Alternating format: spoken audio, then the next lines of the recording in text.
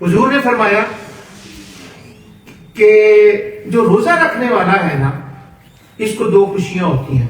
میں نے آپ کو بتایا کہ اس کی تھوڑی سی بیہائنڈ جو ہے وہ میں آپ کی خدمت میں کرنا چاہتا ہوں. پہلے لفظ تو ہمیں پتہ ہے. آپ نے فرمایا روزے دار کو دو خوشیاں ملتی ہیں.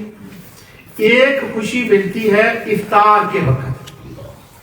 اچھا، اب افطار کے وقت کیا خوشی ہے؟ صرف روزہ کھولنے کی خوشی کی بات نہیں ہو رہی یہاں پر، بہت بڑی ایک خوشی کی بات ہو رہی ہے. وہ یہ ہے کہ جو ہی افطار کا وقت قریب آتا ہے نا، تو حالانکہ 10 گھنٹے روزہ رکھا ہے، 12 گھنٹے رکھا ہے، 18 گھنٹے ہم نے روزے رکھے ہیں، تو اگر 5-7 منٹ اور ہو جائیں تو اس سے کچھ فرق نہیں ہوتا، بلکہ لوگ اس کے اوپر ہمیں طرزے بھی کرتے ہیں کہ یہ ٹائم دیکھ رہے ہوتے ہیں، 2 منٹ رہ گئے، ایک آج 27 پہ ہے، کل 29 پہ، وہ ایسی باتیں بھی کر رہے ہوتے ہیں. لیکن اس کے اندر ایک بڑا حسن ہے.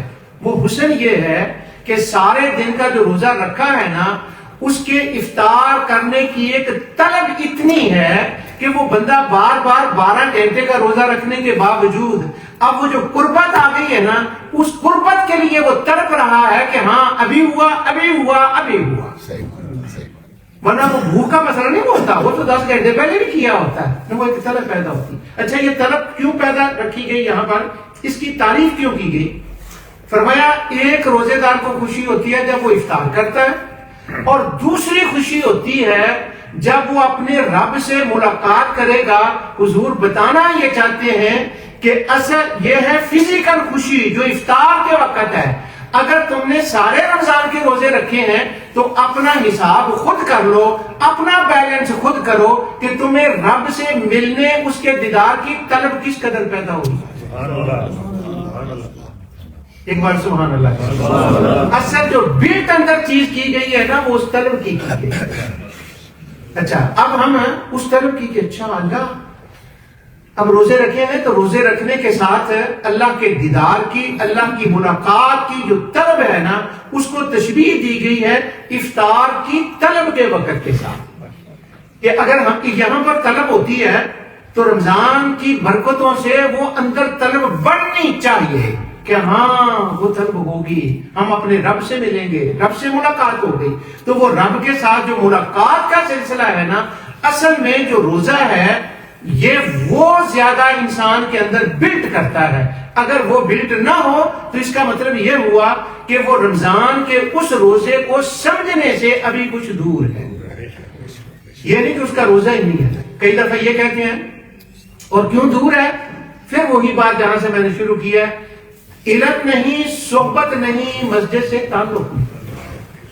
اگر علم ہو، مسجد سے تعلق ہو، صحبت ہو، تو پھر وہ بندہ اس طلب سے دور نہیں ہو سکتا، کیونکہ اصل مقصود تو وہی ہے. اب کئی دفعہ ہم جو کمزور لوگ ہوتے ہیں نا، ہم جو یہاں ممبر پر بیٹھنے والے ہیں، ہم آپ کو بہت جانتے ہیں، جو کہ ممبر کے تقدس کے بھی خلاف ہے. اور تو تسی یہ نہیں کرتے، تم یہ نہیں کرتے، کیونکہ وہ مائک ہمارے پاس ہوتا ہے، ممبر پر ہم بیٹھے ہوتے ہیں، اور جو اللہ کے بندے، اللہ کے بندے آئے بیٹھے ہوتے ہیں، ہم یہ سمجھ رہے ہوتے ہیں کہ ان کے اوپر ہم جتنا بھی کہہ دیں نا، آپ یہ نہیں کرتے، یہ نہیں کرتے، یہ نہیں کرتے، تو وہ سارا ٹھیک ہے. ان کو نا اس طرح سے کر رہے ہوتے ہیں. اور پھر وہ کسی میں غلطیاں کوتاہیاں بھی، ہم انسان ہیں، ہم میں بھی ہوتی ہیں.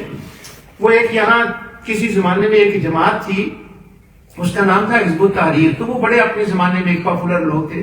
تو لندن میں ایک جلسہ ہوا، تو جلسے کے اندر نا سینٹرل ریجن پارک مسجد میں ایک جلسہ تھا. تو وہاں پر وہ کہنے لگا ایک لڑکا حزب التحریر کا کہ یہاں اتنے ہوتے ہیں، یہ غلط کام ہوتا ہے، انگلینڈ میں یہ ہوتا ہے، یہ ہوتا ہے، یہ ہوتا ہے. تو وہاں وہ ڈاکٹر ذکی بداوی تھے، اللہ ان کو جنت میں اللہ جگہ دے، وہ فوت ہو گئے.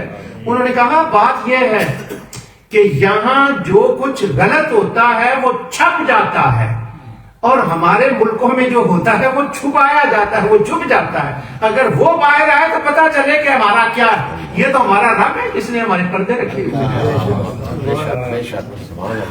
وہ مولویوں کے بھی پردے ہیں، پیروں کے پردے ہیں، بادشاہوں کے پردے ہیں، وہ تو رب ہے، وہ ستار جس نے رکھے ہوئے. اگر وہ پردہ ہل جائے نا تو پھر پتا چلے کہ اندر کیا ہے. قیامت کے دن ہے جو سب سے بڑا اللہ تعالیٰ کی طرف سے انعام ہوگا نا بندے کو، وہ جنت وہ اپنی جگہ ہے، اس میں ایک انعام یہ ہوگا کہ اللہ فرمائے گا تو غلط کام کرتا تھا دنیا میں نے تیرے بچوں کو خبر نہیں ہونے دی،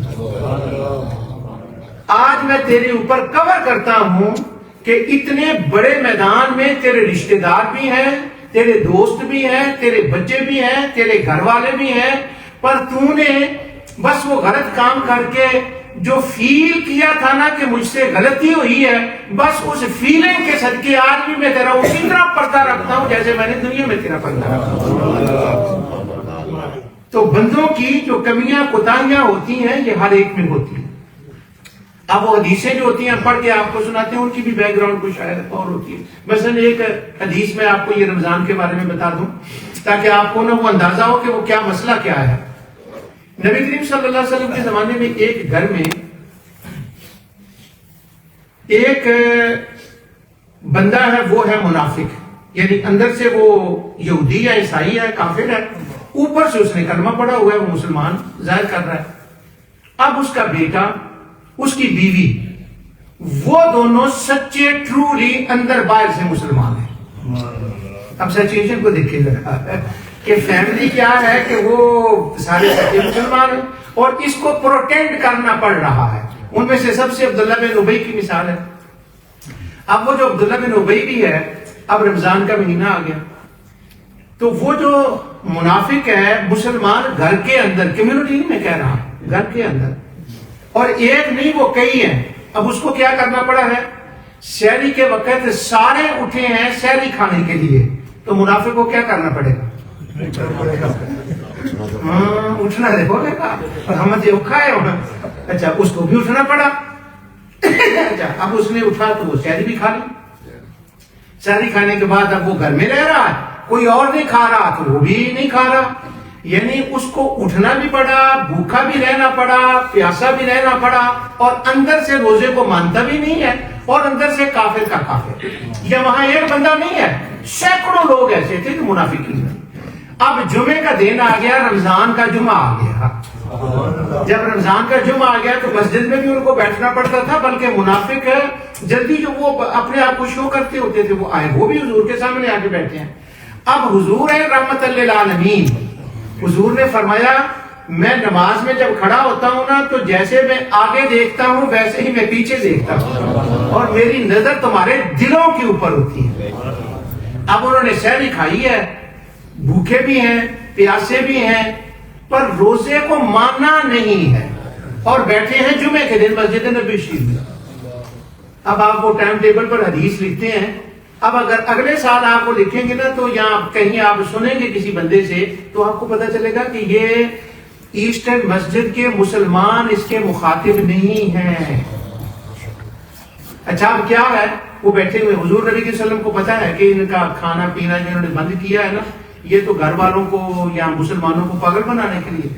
اب حضور ان کو ارشاد فرماتے ہیں سنو، روزہ وہ ہے جو دل کے ایمان کا روزہ ہو، گناہ اس کے معاف ہوتے ہیں جس نے ایمان کے ساتھ روزہ رکھا، اور اگر کسی نے ایمان کے ساتھ روزہ نہ رکھا تو اس کا محض بھوکا یا پیاسا رہنے سے اللہ کے اوپر کوئی فرق نہیں پڑتا۔ اب یہ بات کن سے ہو رہی ہے، ان سے، کیوں، ان کا حالت یہ ہے۔ اب جو مسلمان ہوتے ہیں جنہوں نے روزہ رکھا ہے، غلطیاں ہونا اور بات ہے، 10 غلطیاں بھی ہوں، مگر جنہوں نے رکھا ہے نا وہ تو وضو کرتے ہوئے، ایک تو ایمان الحمدللہ ان کا پکا ہوتا ہے، مسلمان ہوتے ہیں، وہ تو پہلی بات ہو گئی۔ اگر وہ کلی بھی کرے نا تو یہاں تک پانی جانے سے بھی وہ 5 بار ڈرتے ہوتے ہیں کہ کہیں تھوڑا تو نیچے نہ چلا جائے، اس لیے مسلمانوں کی بات اور ایک بات اور بیٹے، ہم بہت خوش قسمت ہیں کہ ہم ان لوگوں میں نہیں ہیں جو مسجدوں سے دور ہیں، ہم ان لوگوں سے نہیں ہیں جو اسلام سے بالکل جاہل ہیں، ہم ان سے نہیں ہیں جن کی کوئی اچھی تربیت نہیں ہے، ہم ان سے نہیں ہیں جن کو کوئی اچھی صحبت نصیب نہیں ہے۔